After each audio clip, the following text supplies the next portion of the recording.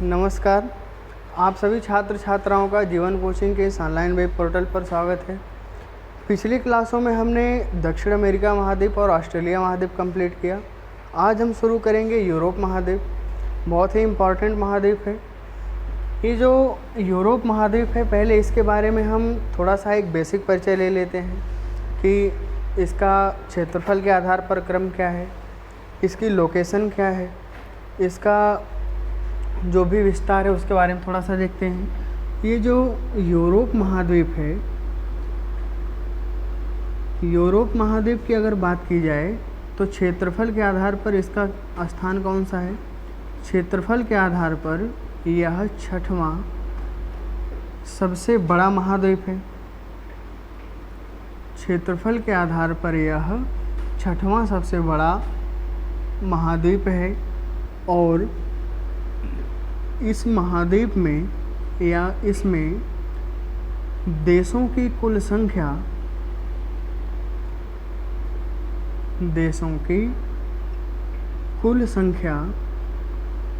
51 है। देशों की कुल संख्या 51 है।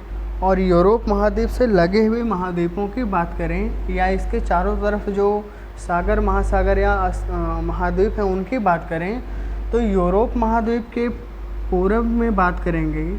यूरोप महाद्वीप के पूर्व में तो अपना एशिया महाद्वीप है। यूरोप महाद्वीप के पूर्व में एशिया महाद्वीप है। यूरोप महाद्वीप के दक्षिण की बात करेंगे तो दक्षिण में भूमध्य सागर और अफ्रीका महाद्वीप है। भूमध्य सागर और अफ्रीका महाद्वीप हैं। अगर हम पश्चिम की बात करें तो पश्चिम में अटलांटिक महासागर है या उत्तरी अटलांटिक महासागर है। पश्चिम में उत्तरी अटलांटिक महासागर है। और अगर उत्तर की बात करें तो उत्तर में आर्कटिक महासागर है। अगर हम उत्तर की बात करते हैं तो उत्तर में कौन सा महासागर होगा? उत्तर में हो जाएगा आर्कटिक महासागर। इन चारों चीज़ों से यूरोप महाद्वीप घिरा हुआ है या इसके चारों तरफ ये चीज़ें स्थित हैं। अगर हम पूर्व की बात करेंगे तो पूर्व में अपना एशिया महाद्वीप है, क्योंकि यूरोप और एशिया महाद्वीप एक दूसरे से लगे हुए हैं। और अगर आपसे पूछा जाए कि एशिया और यूरोप महाद्वीप को कौन अलग करता है तो एशिया और यूरोप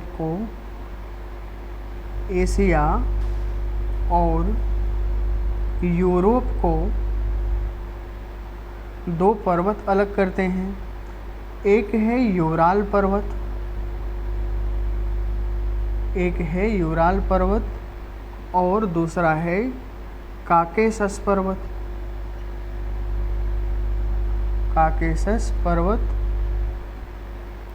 अलग करते हैं।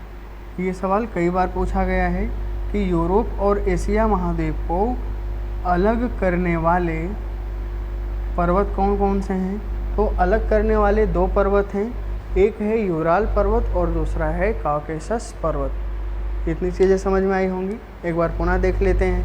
ये जो यूरोप महाद्वीप है, अगर हम क्षेत्रफल के आधार पर देखें तो यूरोप महाद्वीप क्षेत्रफल के आधार पर विश्व का छठा सबसे बड़ा महाद्वीप है।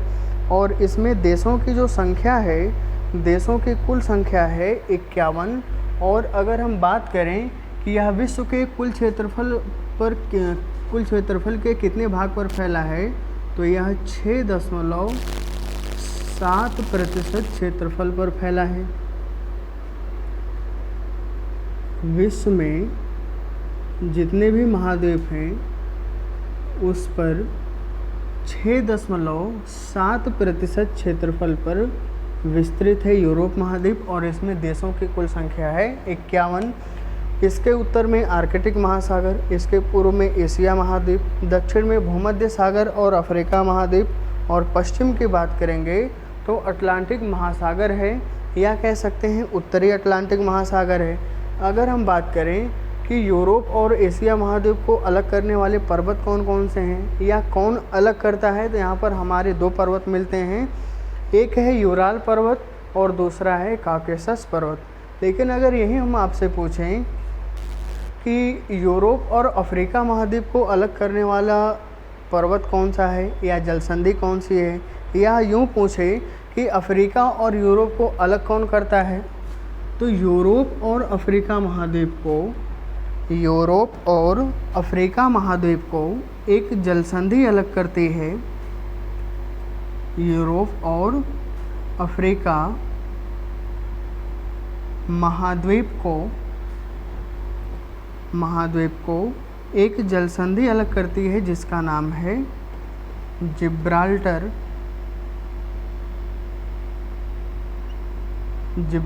जलसंधि अलग करते हैं।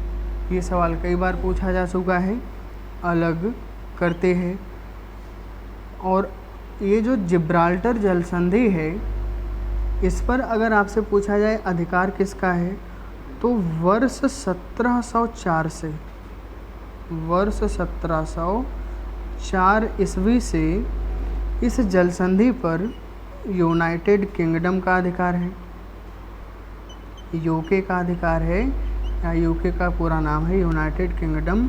तो यहाँ से आपके कई सारे सवाल बनते हैं, जैसे यूराल पर्वत किन महाद्वीपों को अलग करता है, तो यहाँ पर हमारा आंसर हो जाएगा एशिया और यूरोप। काकेशस पर्वत किसको अलग करता है, तब भी हमारा आंसर वही होगा।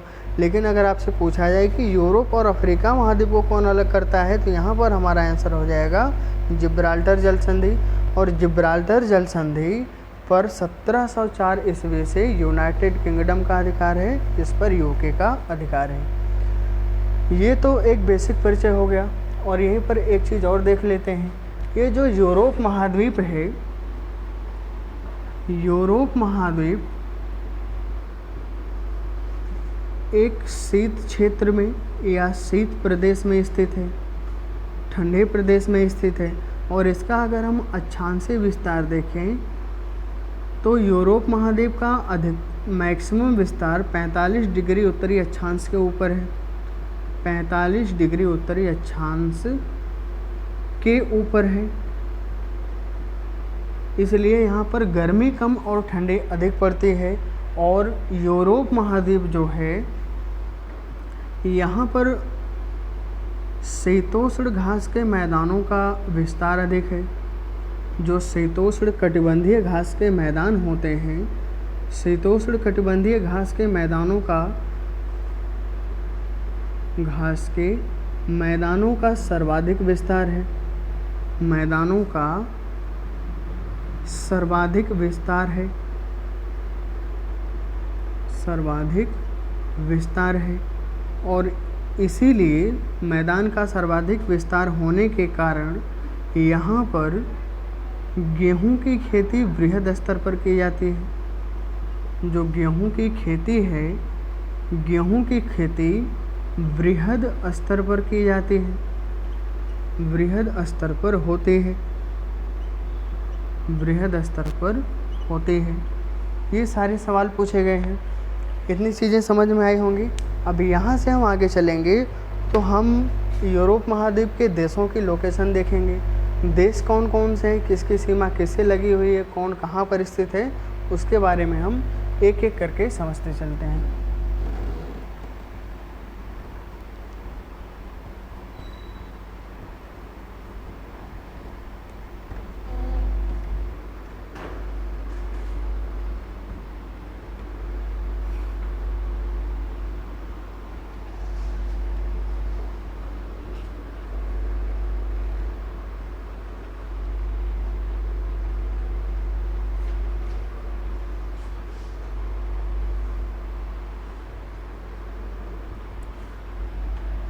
अभी हमने आपको बताया कि यूरोप महाद्वीप में देशों की कुल संख्या कितनी है। यूरोप महाद्वीप में देशों की कुल संख्या है 51। लेकिन यहाँ पर जो हम फ्लोचार्ट एक बनाएंगे, 51 देश तो नहीं हो पाएंगे, लेकिन मैक्सिमम देशों को और उनकी राजधानियों को हम कवर करेंगे। चलिए एक एक करके हम देखते हैं।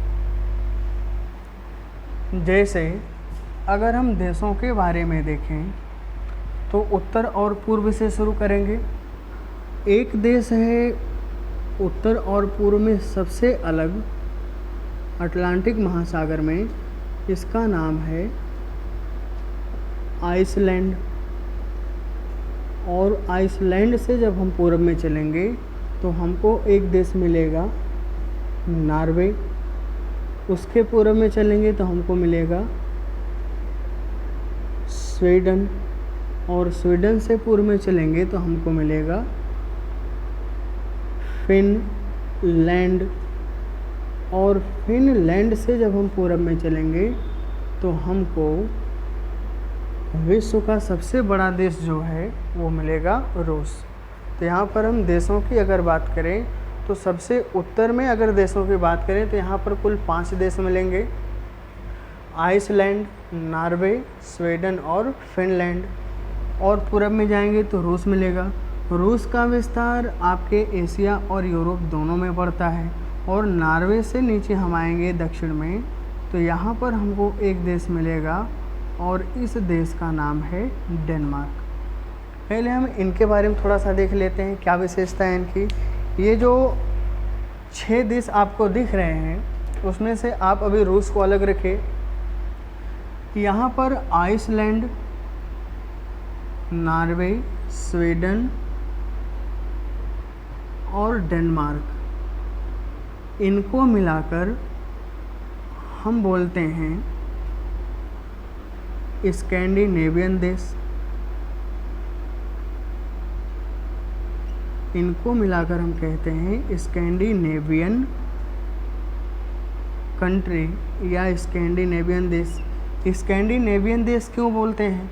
क्योंकि ये जो चारों देश आपको दिख रहे हैं आइसलैंड, नॉर्वे, स्वीडन और डेनमार्क, ये स्कैंडिनेविया प्रायद्वीप पर स्थित हैं। स्कैंडिनेवियन यहाँ पर पर्वत है, इसीलिए इन सबको हम बोलते हैं स्कैंडिनेवियन देश। और इस स्कैंडिनेवियन देश में जब हम फिनलैंड को शामिल करते हैं, तो इसका नाम हो जाता है फिनो स्कैंडिनेवियन देश।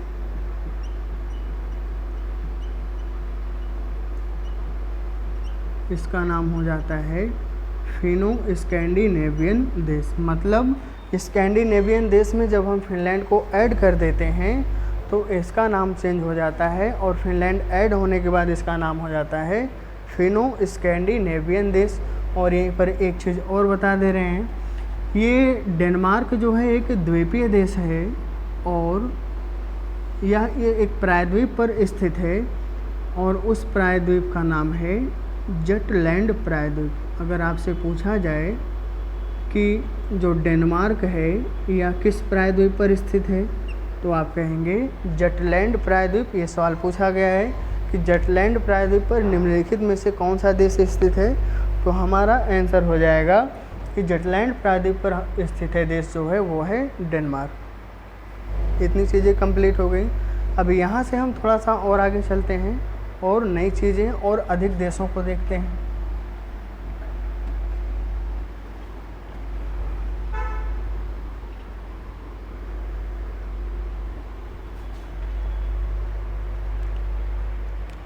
जब हम फिनलैंड से दक्षिण में आएंगे, दक्षिण में चलेंगे तो हमको एक देश मिलेगा इस्टोनिया। यहाँ पर एक देश मिलेगा इस्टोनिया। दूसरा देश मिलेगा लाटविया। दूसरा देश है लाटविया। और तीसरा देश है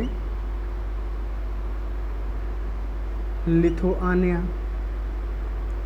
यहाँ पर इस्टोनिया, लाटविया और लिथुआनिया दक्षिण में स्थित हैं। और ये जो तीनों देश हैं इनके तट पर एक सागर पड़ता है जिसका नाम है बाल्टिक सागर। या कह सकते हैं कि ये जो तीनों देश हैं एक सागर के तट पर स्थित हैं और उस सागर का नाम है बाल्टिक सागर। इसीलिए ये जो तीनों देश हैं इन तीनों देशों को हम सम्मिलित रूप से कहते हैं बाल्टिक स्टेट या इन्हीं को हम कहते हैं बाल्टिक राज्य, बाल्टिक स्टेट या बाल्टिक राज्य। बाल्टिक स्टेट या बाल्टिक राज्य में आते कौन कौन से देश हैं? तो यहाँ पर 3 देश आते हैं, इस्टोनिया, लाटविया और लिथुआनिया। और हम दक्षिण में चलेंगे तो यहाँ से दक्षिण में चलेंगे तो हमको एक देश और मिलेगा जिसका नाम है पोलैंड।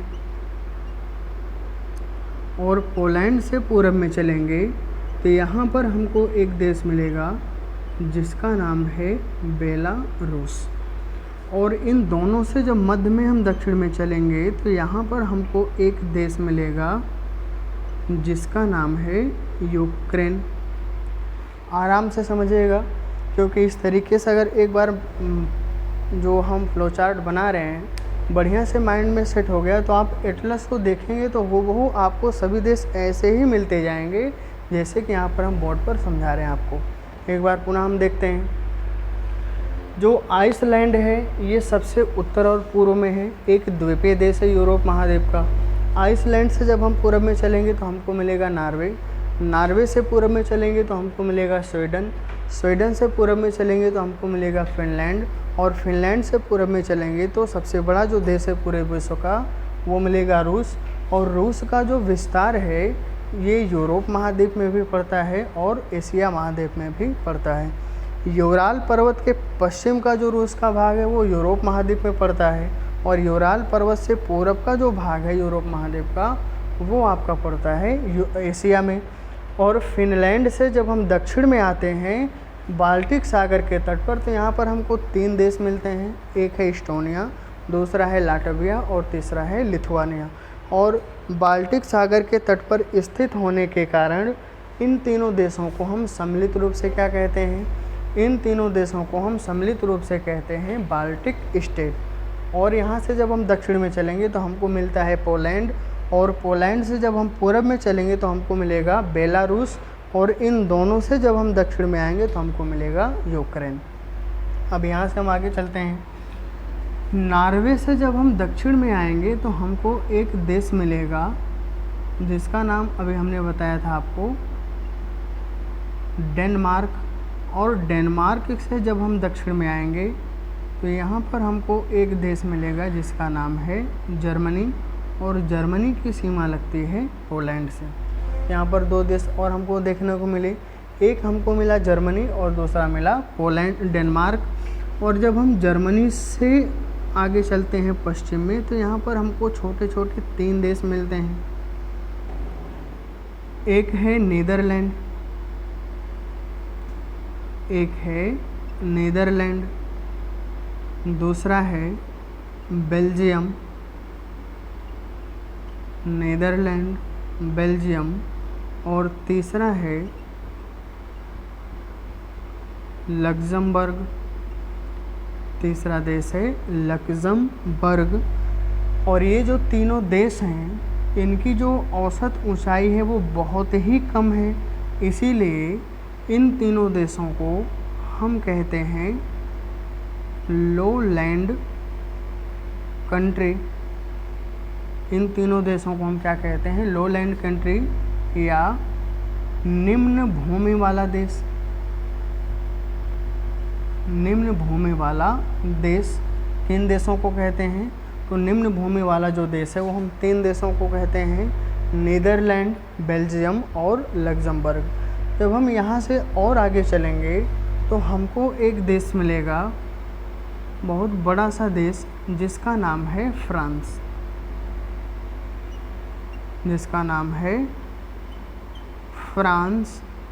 और फ्रांस से जब हम दक्षिण में चलेंगे तो एक द्वीपीय देश मिलेगा जिसके कई सारे नाम मिलते हैं, इंग्लैंड या इसी को ब्रिटेन भी कहते हैं। आगे जब हम पढ़ेंगे दिन के बारे में समझेंगे कि इंग्लैंड किसे कहते हैं, किन देशों को सम्मिलित रूप को, ब्रिटेन किन देशों के सम्मिलित रूप को कहते हैं, या यूनाइटेड किंगडम किन देशों के सम्मिलित रूप को कहते हैं। यहाँ पर आपको एक देश मिलेगा और इसके अलग अलग नाम मिलते हैं। और जब हम फ्रांस से थोड़ा सा दक्षिण में आएंगे तो यहाँ पर हमको एक देश मिलेगा जिसका नाम है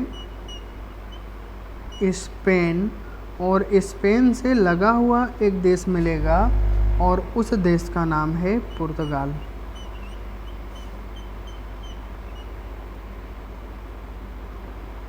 और ये जो स्पेन और पुर्तगाल है एक प्रायद्वीप पर स्थित हैं और उस प्रायद्वीप का नाम है आइबेरिया प्रायद्वीप। उस प्रायद्वीप का नाम है आइबेरिया प्रायद्वीप। आइबेरिया प्रायद्वीप। इसीलिए इन देशों को आइबेरियन कंट्री भी कहते हैं।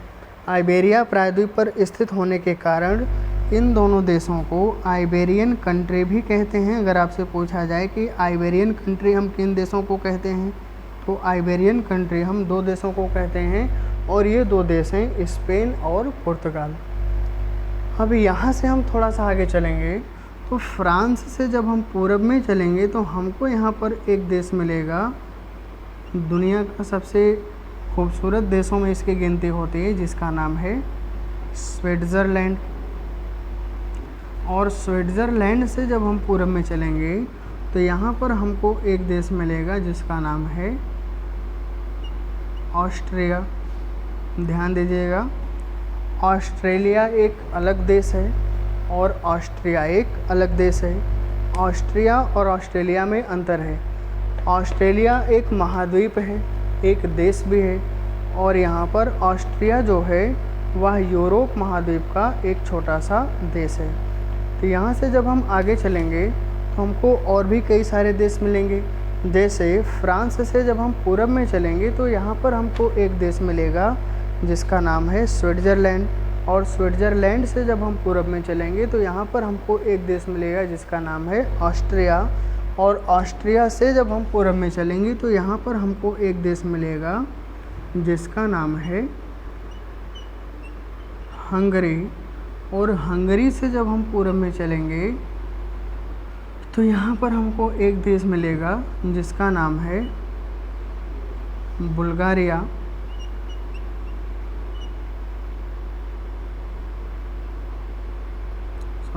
रोमानिया। यहाँ पर जो देश है उसका नाम है रोमानिया। और यहाँ इसके नीचे एक छोटा सा देश मिलेगा जिसका नाम है स्लोवाकिया। और यहाँ बीच में एक छोटा सा देश मिलेगा जिसका नाम है चेक गणराज्य। जिसका नाम है चेक गणराज्य। थोड़ा सा इसको एक बार रिवीजन कर लीजिए, फिर आगे चलते हैं, क्योंकि देशों की संख्या बहुत ज़्यादा हो जाएगी। और यहीं पर एक देश और है, प्रायद्वीपीय देश है, और इस प्रायद्वीपीय देश का नाम है इटली। और इटली जो है वह एपेनाइन प्रायद्वीप पर स्थित है। इटली एपेनाइन प्रायद्वीप पर स्थित है। अब यहाँ से हम थोड़ा सा और आगे चलेंगे तो रोमानिया से जब हम दक्षिण में चलेंगे तो रोमानिया से दक्षिण में हमको एक देश और मिलेगा जिसका नाम है बुल्गारिया। जिसका नाम है बुल्गारिया। इतने देशों को पहले हम देख लेते हैं, फिर हम और आगे चलेंगे। तो एक बार आप पुनः रिवीजन करते हैं इसको हम। आइसलैंड से जब हम पूरब में चलेंगे तो यहाँ पर देश कौन सा मिलेगा? यहाँ पर हमको एक देश मिलेगा जिसका नाम है नॉर्वे। नॉर्वे से जब हम पूरब में चलेंगे तो हमको एक देश मिलेगा जिसका नाम है स्वीडन। स्वीडन से पूरब में चलेंगे तो हमको एक देश मिलेगा जिसका नाम है फिनलैंड। और फिनलैंड से पूरब में चलेंगे तो हमको मिलेगा रूस। और जब हम फिनलैंड से दक्षिण में आएंगे तो एक देश मिलेगा जिसका नाम है इस्टोनिया। और यहाँ से जब हम दक्षिण में आएंगे तो हमको मिलेगा लाटविया। और दक्षिण में आएंगे तो मिलेगा लिथुआनिया। जब हम यहाँ से और दक्षिण में चलेंगे तो हमको एक देश मिलेगा जिसका नाम है पोलैंड। और पोलैंड से पूरब में जो देश है उसका नाम है बेलारूस। और पोलैंड से जब हम पश्चिम में आएंगे तो यहाँ पर जो देश है वो है जर्मनी। और जर्मनी से जब हम पूर्व पश्चिम में आएंगे तो यहाँ पर हमको 3 देश देखने को मिलते हैं, जिसका नाम है नीदरलैंड, बेल्जियम और लग्जमबर्ग। नीदरलैंड, बेल्जियम और लग्जमबर्ग जो हैं वो उनकी औसत जो ऊंचाई है महासागर से वो बहुत ही कम है, इसलिए इनको हम कहते हैं लो लैंड कंट्री। और उसी प्रकार से इस्टोनिया, लाटविया और जो लिथुआनिया है वो बाल्टिक सागर के तट पर स्थित हैं, इसीलिए इनको हम क्या कहते हैं, बाल्टिक स्टेट कहा जाता है या बाल्टिक राज्य कहा जाता है। और जब हम लग्जमबर्ग से या बेल्जियम लग्जमबर्ग से दक्षिण और पश्चिम में आएंगे तो यहाँ पर हमको एक देश मिलेगा जिसका नाम है फ्रांस। और फ्रांस से जब हम दक्षिण पश्चिम में आते हैं तो यहाँ पर हमको 2 देश मिलते हैं, एक देश है स्पेन और दूसरा देश है पुर्तगाल। और ये जो दोनों देश हैं ये आइबेरिया प्रायद्वीप पर स्थित हैं, इसलिए इनको हम बोलते हैं आइबेरियन कंट्री। और फ्रांस से जब हम पूरब में चलेंगे तो एक देश मिलेगा स्विट्ज़रलैंड, स्विट्ज़रलैंड से पूरब में चलेंगे तो मिलेगा ऑस्ट्रिया, ऑस्ट्रिया से पूरब में चलेंगे तो मिलेगा हंगरी, और हंगरी से पूरब में चलेंगे तो मिलेगा रोमानिया, और रोमानिया से दक्षिण में जाएंगे तो हमको मिलेगा बुल्गारिया। ये देश हो गए। और यहाँ पर थोड़ा सा और हम 2 देश बचे हुए उनके बारे में देख लेते हैं। यूक्रेन से जब हम दक्षिण में चलेंगे तो यहाँ पर हमको एक देश मिलता है जिसका नाम है मोल्डोवा। और बुल्गारिया से जब हम दक्षिण में चलेंगे दक्षिण पूरब में तो यहाँ पर हमको एक देश मिलता है जिसका नाम है तुर्की। ये जो तुर्की है इसका विस्तार भी एशिया और यूरोप दोनों महाद्वीपों में मिलता है। जिस प्रकार से हमने बताया कि रूस का विस्तार एशिया और यूरोप में दोनों महाद्वीपों में है, उसी प्रकार से जो तुर्की या टर्की जिसको बोलते हैं उसका विस्तार भी यूरोप और एशिया दोनों महाद्वीपों में है। और इसीलिए जो तुर्की है इसको कहा जाता है यूरोप का रोगी। अगर आप ये सवाल पूछा गया, अगर आपसे पूछा जाए कि यूरोप का रोगी किस देश को कहा जाता है, यूरोप का रोगी, यूरोप का रोगी किस देश को कहा जाता है, तो यहाँ पर हमारा आंसर होगा तुर्की को कहा जाता है। जो तुर्की का जो हिस्सा यूरोप में पड़ता है उसकी राजधानी है इस्तांबुल, और तुर्की का जो हिस्सा एशिया में पड़ता है उसकी राजधानी है अंकारा। लेकिन सामान्यतः तुर्की की राजधानी हम क्या मानते हैं, अंकारा ही मानते हैं। इतनी चीज़ें हो गई। अब यहीं पर इन देशों की राजधानियाँ भी हम देख लेते हैं, क्योंकि एक साथ सभी देशों को लिखवाना संभव नहीं है, जगह कम पड़ जा रही है, इसीलिए पहले हम इन देशों को देख लिए और इन देशों की राजधानियों को भी हम देख लेते हैं। और उसके बाद जो बचे हुए 8-10 देश हैं उनको भी हम अलग से फ्लो चार्ट बना के देख लेंगे। तो चलिए पहले हम अब इनकी राजधानियों को देख लेते हैं। जो आइसलैंड है, हम राजधानियाँ लिखेंगे तो उसके सामने स्टार लगा देंगे ताकि कन्फ्यूजन ना हो देश कौन से है, राजधानी कौन से है। तो जो आइसलैंड की राजधानी है उसका नाम है रेक्याविक, उसका नाम है रेक्याविक, या इसी का एक और नाम मिलता है जिसको हम बोलते हैं रेक्जेविक। इसका एक और नाम मिलता है जिसका नाम है रेक्जेविक। जो नॉर्वे है, नॉर्वे की राजधानी क्या है, नॉर्वे की राजधानी है ओस्लो। स्वीडन की राजधानी स्टॉकहोम, और फिनलैंड की राजधानी हेलसिंकी। फिनलैंड की राजधानी हेलसिंकी। और जो रूस है, रूस की राजधानी क्या है, रूस की राजधानी है मॉस्को। यहाँ से एक सवाल अक्सर पूछा जाता है कि जो मॉस्को है वह किस नदी के तट पर है। तो यहाँ पर जो मॉस्को है ये मस्कवा नदी के तट पर स्थित है। ये सवाल पूछा गया है कई बार कि रूस की राजधानी जो मॉस्को है वह किस नदी के तट पर स्थित है। तो रूस की राजधानी मॉस्को मस्कवा नदी के तट पर स्थित है। जो इस्टोनिया है उसकी राजधानी क्या है, उसकी राजधानी है रीगा। इस्टोनिया की राजधानी रीगा। लाटविया की राजधानी टैलिन, लाटविया की राजधानी टैलिन। और लिथुआनिया की राजधानी विल्नियस है। लिथुआनिया की राजधानी विल्नियस। पोलैंड की राजधानी वारसा। पोलैंड की राजधानी वारसा। बेलारूस की राजधानी मिन्स्क। बेलारूस की राजधानी मिन्स्क। और यूक्रेन की राजधानी कीव है। मोल्डोवा की राजधानी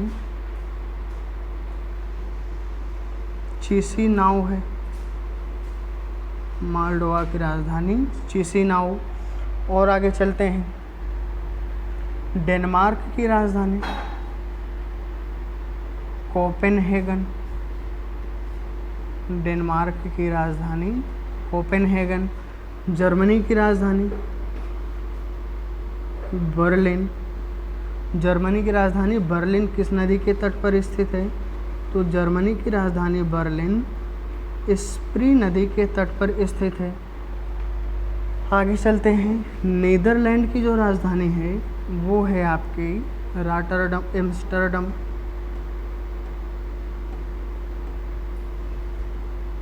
नीदरलैंड की राजधानी एम्स्टर्डम।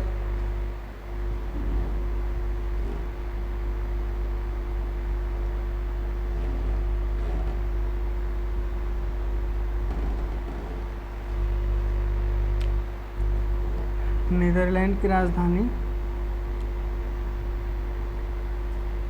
एम्स्टर्डम।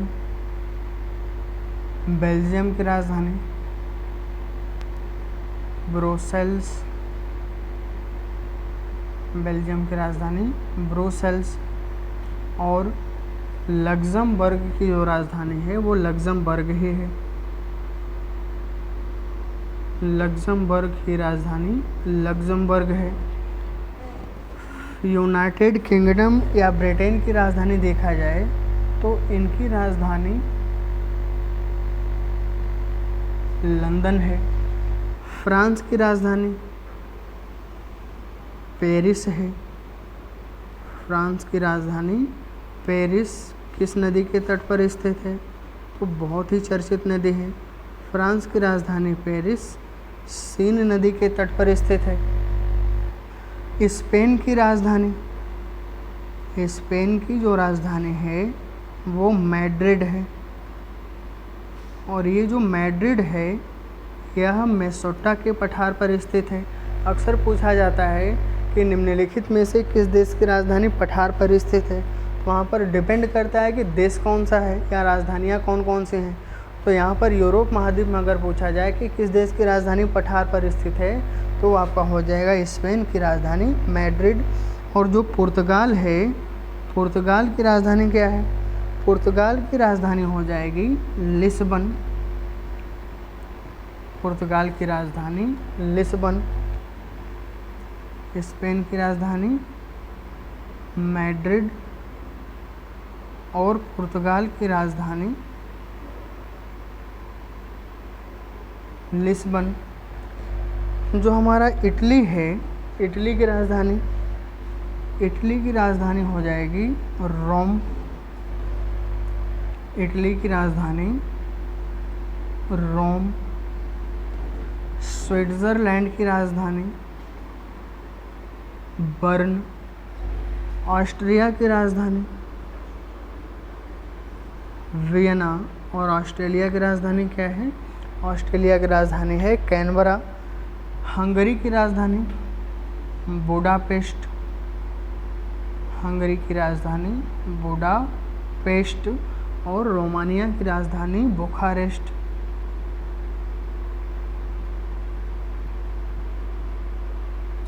रोमानिया की राजधानी बुखारेस्ट।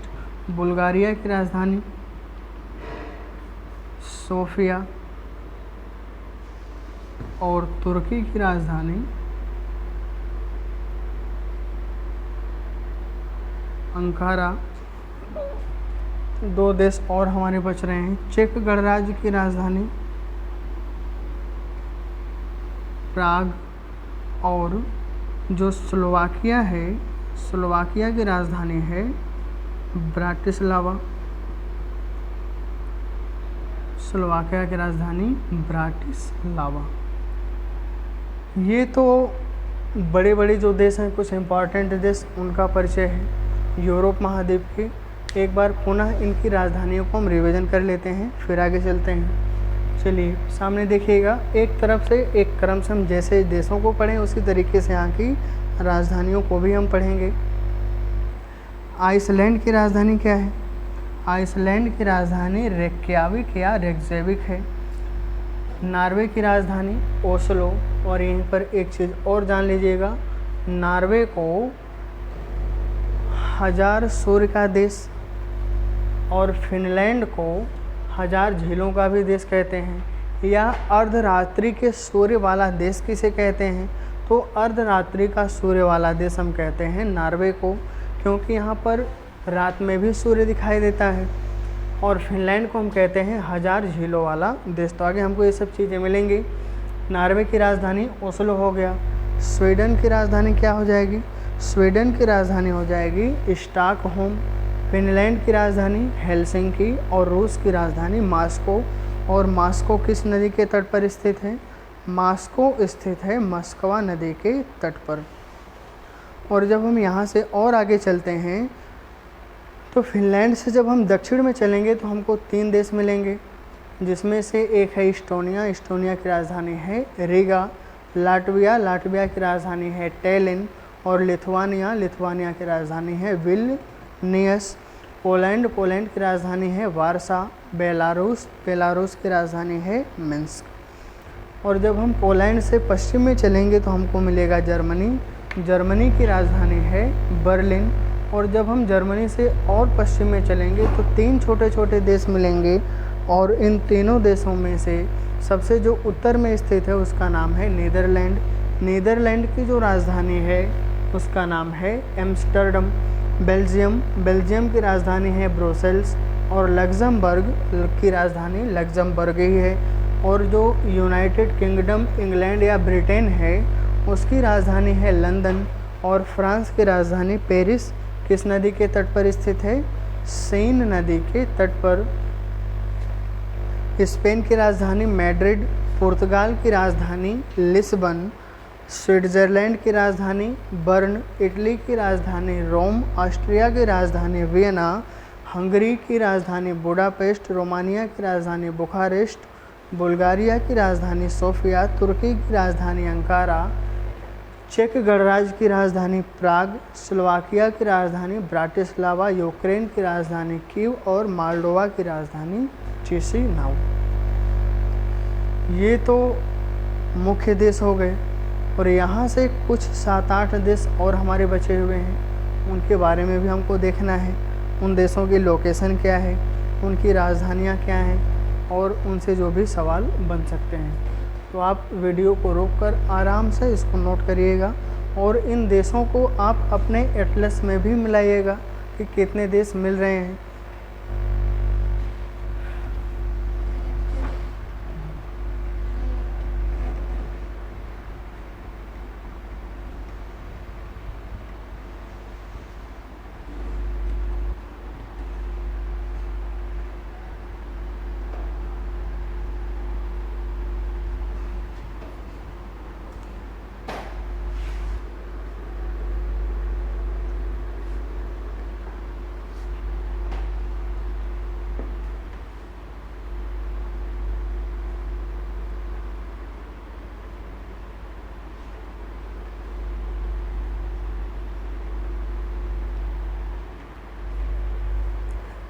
चलिए बचे हुए देशों के बारे में भी हम देख लेते हैं। जैसे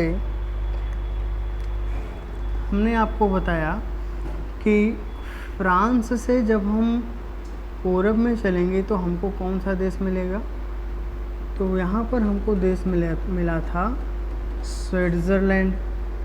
स्विट्ज़रलैंड से पूरब में चलेंगे तो हमको मिला था ऑस्ट्रिया। ऑस्ट्रिया से पूरब में चलेंगे तो हमको मिला था हंगरी। हंगरी से पूरब में चलेंगे तो हमको मिला था रोमानिया। और अब हमको यहाँ से दक्षिण में चलना है। जब हम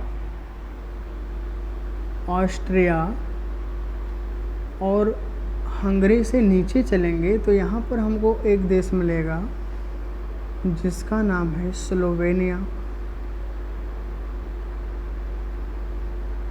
और हंगरी से नीचे चलेंगे दक्षिण में तो यहाँ पर हमको एक देश मिलेगा जिसका नाम है सर्बिया।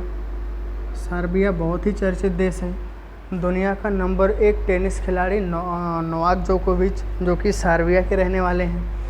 स्लोवेनिया के बाद जब हम दक्षिण में चलेंगे तो यहाँ पर हमको एक देश मिलेगा जिसका नाम है क्रोएशिया। और क्रोएशिया से दक्षिण में चलेंगे तो हमको एक देश मिलेगा जिसका नाम है बोस्निया हर्जेगोविना। और यहाँ से जब हम दक्षिण में चलेंगे तो हमको मिलेगा मॉन्टीनेग्रो।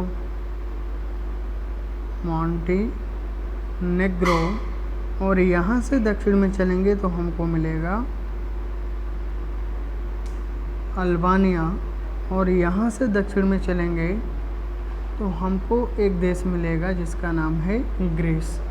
जब हम सर्बिया से दक्षिण में चलेंगे तो यहाँ पर सर्बिया से जब हम दक्षिण में चलेंगे तो यहाँ पर हमको जो देश मिलेगा इसका नाम है मैसेडोनिया। सर्बिया से दक्षिण में चलेंगे तो यहाँ पर हमको मिलेगा मैसेडोनिया। और इसी मैसेडोनिया के पास एक और देश मिलता है जिसका नाम है कोसोवो। जिसका नाम है मैसेडोनिया। और यहाँ पर ये जो देश हैं यहाँ पर एक सागर पड़ता है जिसका नाम है एड्रियाटिक सागर। जब हम इटली की बात करते हैं तो इटली के जो पश्चिम में सागर पड़ता है उसका नाम है तिरिहेनियन सागर। तो यहीं पर हम इटली को भी देख लेते हैं। यहाँ पर जो द्वीपीय देश है इस द्वीपीय देश का नाम है इटली। इस द्वीपीय देश का नाम है इटली। और यहाँ पर जो सागर पड़ता है इसका नाम है तिरिहेनियन सागर। इसका नाम है तिरिहेनियन सागर। दक्षिण में आएंगे तो हमको मिलेगा इयोनियन सागर। इयोनियन सागर। यहाँ पर हम आएंगे तो हमको एक सागर मिलेगा जिसका नाम है एड्रियाटिक सागर। एड्रियाटिक सागर। और जब हम दक्षिण में आते हैं तो यहाँ पर हमको एक सागर मिलेगा जिसका नाम है एजियन सागर। यहाँ पर जो सागर मिलेगा हमको उसका नाम क्या है एजियन सागर। और ये जो आपको देश दिखाई दे रहे हैं नीचे के 7-8 जैसे आपका स्लोवेनिया हो गया, क्रोएशिया हो गया, बोस्निया हर्जेगोविना हो गया, मॉन्टीनेग्रो हो गया, अल्बानिया हो गया, ग्रीस हो गया, ये जो देश हैं एक प्रायद्वीप पर स्थित हैं। और उस प्रायद्वीप का नाम है बाल्कन प्रायद्वीप। बाल्कन प्रायद्वीप। और बाल्कन प्रायद्वीप पर इन देशों के स्थित होने के कारण इनको हम बोलते हैं बाल्कन देश। इन देशों को सम्मिलित रूप से हम क्या कहते हैं, इनको हम कहते हैं बाल्कन देश। और बाल्कन देश में आपका Serbia, Slovenia, Greece, Albania, Macedonia, Montenegro इत्यादि ये सभी देश आते हैं। तो आज हमने यूरोप महाद्वीप के बारे में देखा। यूरोप महाद्वीप में देश कौन कौन से हैं, यूरोप महाद्वीप की देशों की राजधानियाँ क्या हैं। और अभी यहाँ पर कुछ देश और बचे हुए हैं। जब हम देशों को पढ़ेंगे तो कुछ देश ऐसे हैं जो देश के अंदर स्थित हैं। जैसे आप देखेंगे फ्रांस और स्पेन के बीच में एक पर्वत है जिसका नाम है पिरेनीज या पिरेनीज पर्वत। और वहाँ पर एक देश से स्थित है जिसका नाम है अंडोरा। आप इटली में आएंगे तो वहाँ पर एक देश मिलेगा वेटिकन सिटी, दुनिया का सबसे छोटा देश वेटिकन सिटी। मतलब देश के अंदर देश की जो कहानी है, जब हम आगे यूरोप पढ़ेंगे तो देशों के बारे में, उनके बारे में हम समझेंगे। तो ये तो एक परिचय हो गया यूरोप महाद्वीप के देश और उनकी राजधानियों के। और यहाँ से जब हम आगे चलेंगे नेक्स्ट क्लास में तो यूरोप महाद्वीप के पर्वत पठारों के बारे में देखेंगे और उसके बाद हम लोग नदियों के बारे में देखेंगे। और आप इसको आप अपने एटलस में ज़रूर देखिएगा मिलाकर, और इसको प्रैक्टिस ज़रूर करिएगा। और मिलते हैं अगली क्लास में, तब तक के लिए धन्यवाद।